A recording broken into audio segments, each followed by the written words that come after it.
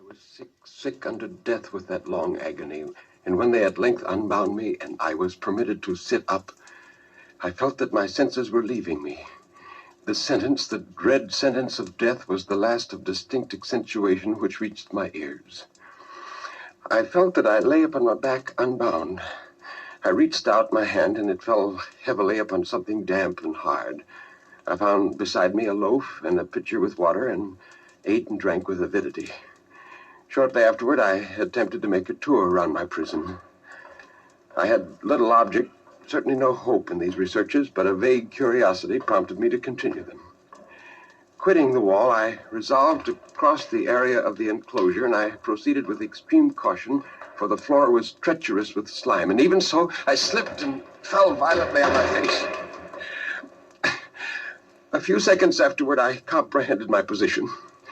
My forehead seemed bathed in a clammy vapor, and the peculiar smell of decayed fungus arose to my nostrils. I put forward my arm and shuddered to find that I had fallen at the very brink of a circular pit, whose extent, of course, I had no means of ascertaining at the moment. Groping about the masonry just below the margin, I succeeded in dislodging a small fragment and let it fall into the abyss. For many seconds, I hearkened to its reverberations as it dashed against the sides of the chasm in its descent. At length, there was a sullen plunge into water. Shaking in every limb, I groped my way back to the wall, resolving there to perish rather than risk the terrors of the wells, of which my imagination now pictured many in various positions around the dungeon. In other conditions of mind, I might have had courage to end my misery at once by plunging into one of these abysses, but now I was the veriest of cowards. Agitation of spirit kept me awake for many long hours, but at length a deep sleep fell upon me, a sleep like that of death. How long it lasted, of course, I know not, but when once again I unclosed my eyes, the objects around me were visible. By a wild sulphurous luster, the origin of which I could not at first determine, I was unable to see the extent and aspect of the prison. My personal condition had been greatly changed during the slumber. I now lay upon my back, and at full length, on a species of low framework of wood. To this I was securely bound by a long strap resembling a surcingle, which left at liberty only my head and my left arm to such an extent that I could, by dint of much exertion, supply myself with the meat from an earthen dish which lay by my side on the floor. Something on the ceiling of the dungeon captured my attention. It was a huge pendulum, which was swinging slowly. What mainly disturbed me was that with each swing it descended perceptibly. Also, its nether extremity was formed of a crescent of glittering steel, about a foot in length from horn to horn, the horns upward, and the under edge evidently as keen as that of a razor. Like a razor also, it seemed massy and heavy, tapering from the edge into a solid and broad structure above. It was appended to a weighty rod of brass, and the whole hissed as it swung through the air. Oh, what boots it to tell of the long, long hours of horror, more than mortal, during which I counted the rushing oscillations of steel. Inch by inch, line by line, down, and still down it came. Days passed. It might have been that many days passed, ere it swept so closely over me as to fan me with its acrid breath. The odor of the sharp steel forced itself into my nostrils. I prayed, I wearied heaven with my prayer for its more speedy descent. I grew frantically mad and struggled to force myself upward against the sweep of the fearful scimitar. And then I felt suddenly calm and lay smiling at the glittering death as a child at some rare bauble. The vibrations of the pendulum was at right angle to my length.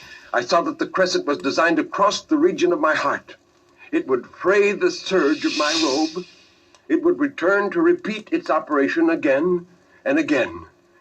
Notwithstanding its terrifically wide sweep and the hissing vigor of its descent, sufficient to sunder these very walls of iron, still the fraying of my robe would be all that for several minutes it would accomplish. Down, steadily down it crept.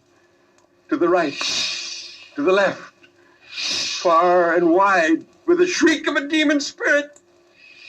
I shrank convulsively at its every sweep. My eyes followed its outward and upward whirls with the eagerness of the most unmeaning despair. They closed themselves spasmodically at the descent, although death would have been a relief. Oh, how unspeakable. Still, I quivered in every nerve to think how slight a sinking of the machinery would precipitate that keen, glistening axe upon my bosom.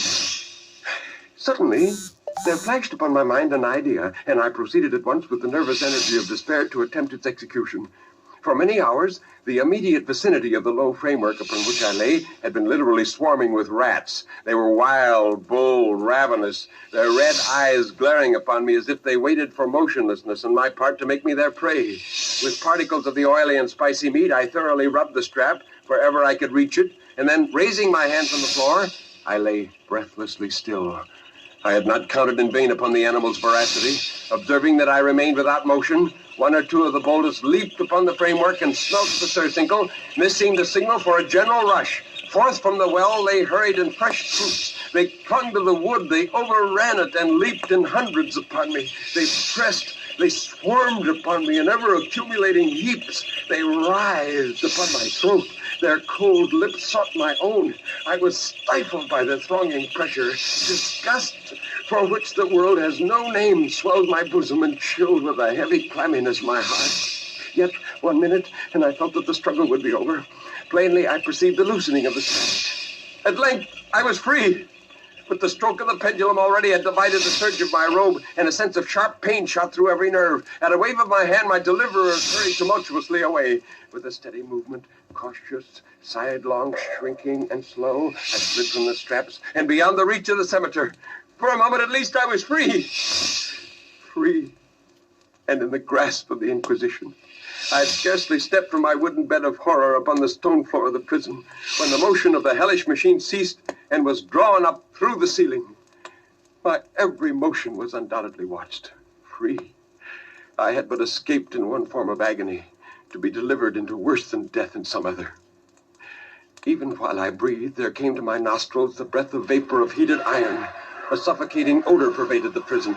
The heat rapidly increased, and once again I looked up, shuddering as if in a fit of ague. There had been a second change in the cell, and now the change was obvious in form. The room had been square. I saw that the heated iron walls of the cell were closing in, moving closer to me. But I neither wished nor desired them to stop. I could have clasped the red walls to my bosom as a garment of eternal peace. At length, for my seared and writhing body, there was no longer an inch of foothold on the firm floor of the prison. I struggled no more, but the agony of my soul found vent in one loud, long, and final scream of despair. I felt that I tottered on the brink of a deep pit. I averted my eyes. Yes, there was a discordant hum of human voices. There was a harsh grating as of 1,000 thunders. The fiery walls rushed back. An outstretched arm caught my own as I fell, fainting into the abyss.